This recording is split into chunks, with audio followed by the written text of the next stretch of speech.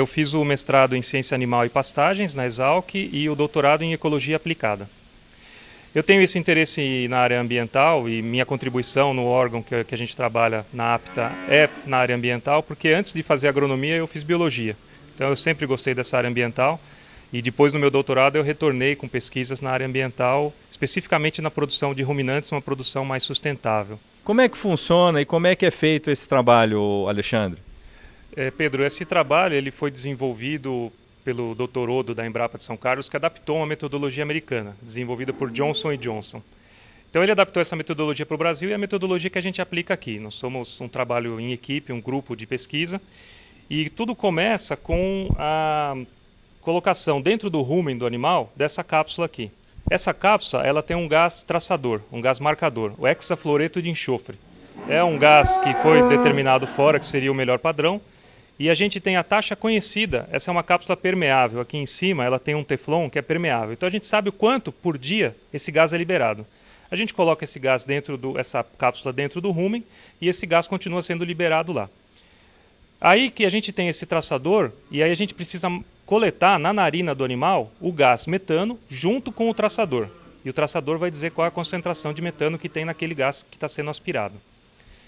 Para a gente coletar na narina, a gente tem um cabresto, que foi, depois de bastante experiência, aí foi adaptado para vários tamanhos de cabeça de animal, para a gente poder trabalhar com bezerro até animal adulto. Então é um cabresto bastante versátil, esse aqui já foi bem usado. E ele tem essa angulação, essa capa de couro aqui, é só para proteger na hora que o animal está comendo, a narina é bem sensível, né? Então ajuda a proteger. E aqui fica o capilar de coleta, que é o que determina, na verdade, a taxa de admissão. Então ele vem aqui lateral, preso, acompanha aqui, até em cima, fica bem em cima da cabeça, aonde vem a canga aqui. A canga vem conectada aqui. E nesse capilar, a gente tem bastante conexão, porque ele é um capilar de aço. O diâmetro interno é de 0,12 milímetros. Então ele é um capilar muito sensível. E ele tem que ter os ajustes das peças metálicas com luvas de conexão de latão, que a gente dá uma pressão conhecida, até se a gente pudesse fazer com um torquímetro seria o ideal, que você ajusta essas luvas da melhor forma que conecte o aço inox com o tubo de plástico, que esse é um tubo de plástico que vai por dentro. Então, e esses são os detalhes que fazem dar vazamento aqui. Depois que está tudo pronto, a gente coloca, vai num borracheiro ou no posto de gasolina, põe pressão positiva aqui e mergulha tudo na água e vê onde borbulha. Se não borbulhar é porque a pressão está legal. Ele só tem que borbulhar pela saída aqui, que é o caminho contrário na absorção. E aí sai uma bolinha pequenininha. Então esse é o teste de estanqueidade. Depois a gente seca tudo e faz a pressão negativa. E aí calibra o capilar, que a gente simula uma coleta em laboratório, né? Cada 24 horas troca a canga e vê quanto de pressão perdeu. Aí a gente tem condição de aumentar ou diminuir esse capilar para que a taxa fique naquele 50% que eu falei.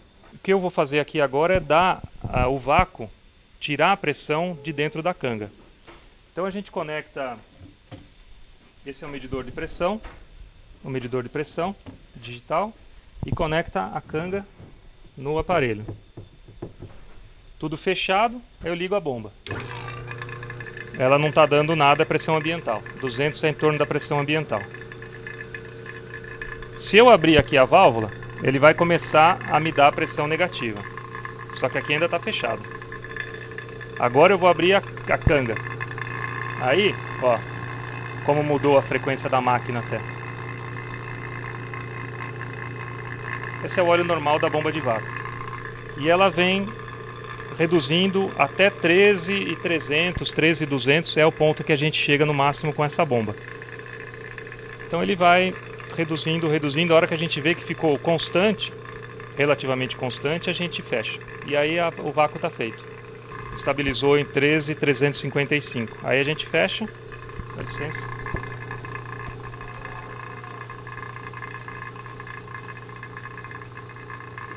Aí, fechou. Tá garantido o vácuo.